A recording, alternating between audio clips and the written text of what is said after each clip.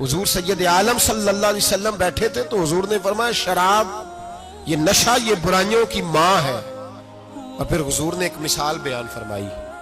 नबी रहमत अलैहिस्सलाम ने फरमाया, बनी इसराइल का एक वाकया है। एक खूबसूरत जवान था, तो एक औरत का दिल आ गया उस पर। ये याद रख लें, हम लड़कों को मना करते रहते हैं, लेकिन हमें घर की बच्चियों पर भी तवज्जो देनी होगी, हमें उनके खून पर भी निगरानी करनी होगी, हमें वहां भी गौर करना होगा।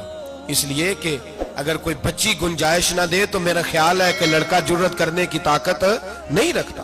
तो वहां भी उनकी अम्मा से कहे कि पाबंदी लगाए, बच्ची किसी का मोबाइल लेकर के कहीं उसको इस्तेमाल तो नहीं कर रही, इस पौधे पर भी तवज्जो दे, दरख्त बनने से पहले इसकी भी निगरानी करें, यह भी बड़ा जरूरी काम है। औरत का दिल आ गया तो नबी पाक अलैहिस्सलातु सलाम फरमाते, उसने कोई बहाना लगाया, किसी को कहा कि उस नौजवान को बुला के लाओ, उसको कहो कि हमने कोई गवाही लेनी है तुझसे। वो नौजवान आया, एक कमरे में दाखिल हुआ तो अगले कमरे में ले गए, वहां दाखिल हुआ तो उससे अगले कमरे में ले गई, वो दाखिल हुआ तो इसी तरह 7 मुकफ्फल कमरों में ले गई। मेरे करीम रसूल, मेरे महबूब पाक अलैहिस्सलाम फरमाते, सहाबा को समझा रहे हैं मीठे लबो लहजे में, फरमाते जब सबसे पिछले कमरे में ले गई तो एक लड़का बंधा हुआ था वहां रस्सियों से, शराब का प्याला पड़ा हुआ था। और बीबी कहने लगी, कोई गवाही शवाही नहीं लेनी, तुझे इसलिए बुलाया है कि तेरे ऊपर दिल आ गया है, अब मेरे साथ मुंह काला कर।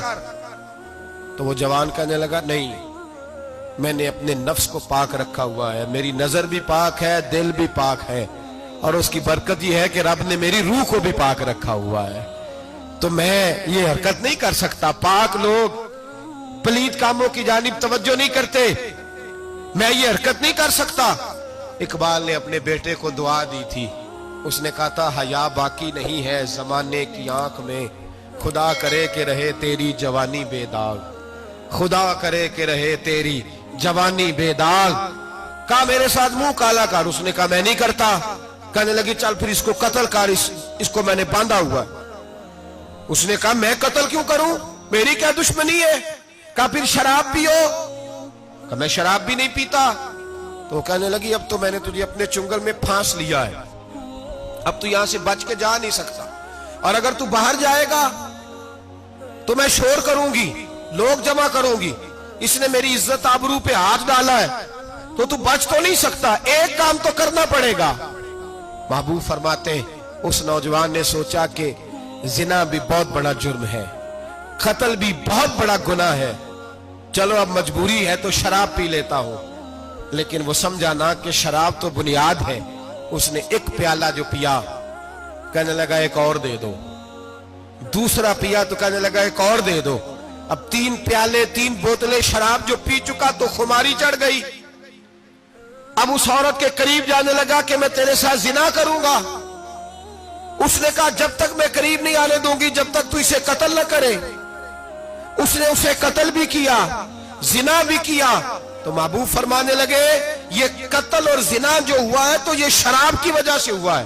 गोया शराब वो जुर्म है जो कत्ल भी कराएगी, जो जिना भी कराएगी। और अगर आप नशई को देखें, अगर आप शराबी को देखें, तो क्या वो डकैतियां नहीं करता फिरता, वो चोरियां नहीं करता, वो अपनी ही माँ का जेवर नहीं बेच आता, वो अपनी ही बहन का पड़ा हुआ जहेज नहीं बेच आता, वो अपने ही घर में डाके नहीं डालता, वो अल्लाह के घर मस्जिद में आकर के चोरी नहीं करता। वो सिर्फ इसलिए करता है कि ये नशा, ये शराब, ये माँ है गुनाहों की, ये जड़ है। मिल्लत के लोगों याद रखो, इस उम्मत, इस पाकिस्तान के साथ जहां बहुत सारे जुल्म हुए, वहां बड़ा जुल्म ये है कि बहुत बड़ा तबका जवानों का नशे का आदी है। वो नशा इन्हें इश्क मजाजी और औरतों के इश्क की जानिब ला रहा है। वो नशा चोरियां करा रहा है, कत्ल करा रहा है, डकैतियां करा रहा है। बहुत बड़े जालिमों ने बहुत बड़े हाउस बनाए हुए हैं जिनके अंदर शराब फराम की जाती है, नशा दिया जाता है। मैंने तो ऐसे ऐसे लफ्ज सुने कि इलेक्शन के दिनों में वोट लेने की खातर सियासतदान इन्हें नशा फराम करते हैं, इन्हें बांध के रखते हैं, रोज तुम्हें पुड़िया मिलेगी, वोट हमें डालना। इतना जुल्म, इतनी ज्यादती, इतना जबर, एक इंसान के साथ खेलना। लौट आओ, पकड़ो इनका दामन, अपने घरों को बचाओ, अपने दोस्तों को बचाओ। जागो जागो उम्मत के लोगों, जागो। میرے نبی پاک صلی اللہ علیہ وسلم کے کلمہ گو لوگوں کو بچاؤ، ان پر اگر سختی کرنی پڑتی ہے تو کرو، پیار کرنا پڑتا ہے تو کرو، محنت کرو، جدوجہد کرو۔ ایک صحابی تھے نعمان بن عبداللہ، کیونکہ عرب کے لوگ شروع سے شراب پیتے تھے، حرام نہیں، بعد میں حرام ہو گئی۔ ایک دن غلطی ہو گئی، شراب پی لی، پھر سے بھول گئے۔ اب کسی نے پرچہ نہیں کٹایا، مخبری نہیں کی، شکایت نہیں لگائی۔ جب نشہ اترا تو خود ہی خیال آیا یہ میں کیا کر بیٹھا ہوں، خود احساس بھی نہیں نہ ہوتا۔ دوڑے آئے نبی پاک کی بارگاہ میں اور آ کے ہاتھ باندھے، یا رسول اللہ صلی اللہ علیہ وسلم مجھے پاک کر دے۔ آقا اور روتے جا رہے۔ حضور نے صحابہ سے کہا دیکھو اس کے منہ سے شراب کی بدبو آتی ہے کہ حضور آ رہی ہے؟ ماں زیادہ پیار کرتی ہے جو رسول پاک؟ باپ زیادہ پیار کرتا ہے کہ نبی پاک؟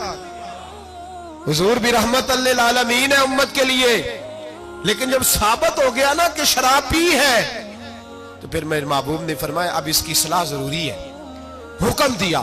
اور جب بات کی تو جاہو جلال کے عالم میں کی، روب اور دبدبے، فرمایا لے جاؤ باہر، ستون سے باندھو، کوڑے مارو۔ حضرت ابو ہریرہ کہتے ہیں اسے کوڑے لگ رہے تھے، کوڑے۔ تو میرے نبی پاک اندر بے چینی کے عالم میں ٹہل رہے تھے، کبھی ادھر جاتے کبھی ادھر جاتے، کبھی ادھر آتے کبھی ادھر۔ یا رسول اللہ صلی اللہ علیہ وسلم آپ اس کے لیے یہ کر رہے تو شراب پی کے آیا ہے؟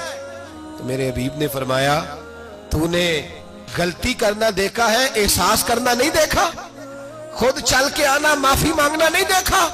میرے نبی پاک نے فرمایا غلطی ہوئی ہے تو میں نے سزا بھی دی ہے اور مجھے امید ہے آئندہ غلطی کرے گا بھی نہیں، لیکن غلطی ہو گئی تو کیا ہوا، وہ خدا سے بھی پیار کرتا ہے، محمد مصطفیٰ سے بھی پیار کرتا ہے۔